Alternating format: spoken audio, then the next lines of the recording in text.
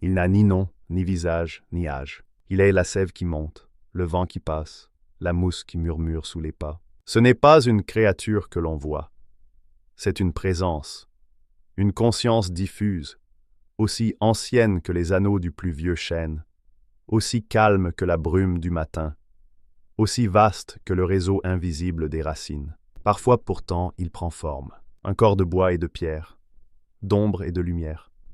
Un être aux membres faits de branches tordues, de lianes serrées, de champignons vivants, un torse couvert d'écorce, un visage dissimulé sous un masque de feuillage. Ses yeux, deux lueurs vertes et profondes, comme des lucioles prisonnières pleines de mémoire. Il ne marche pas. Il s'étend. Il se fond dans la forêt.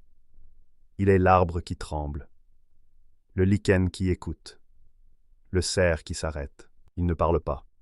Mais tout autour de lui répond.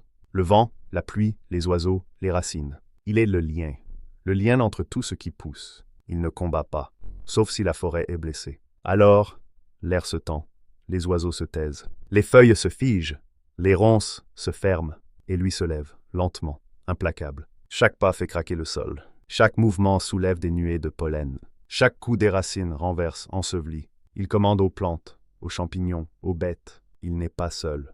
Il est la forêt tout entière. Certains druides l'ont entrevu, dans une transe sacrée. Il parle d'un chant sans voix, d'un réseau d'émotions entre les racines, d'un langage ancien, végétal, que seuls les arbres n'ont jamais oublié. D'autres disent qu'il n'est pas unique, que chaque grande forêt possède son gardien, et qu'ils se parlent à travers les arbres, à travers les siècles. Les bûcherons l'évitent, les enfants perdus l'adorent. Les anciens déposent encore du pain, du lait ou des fleurs à l'orée du bois, juste au cas où.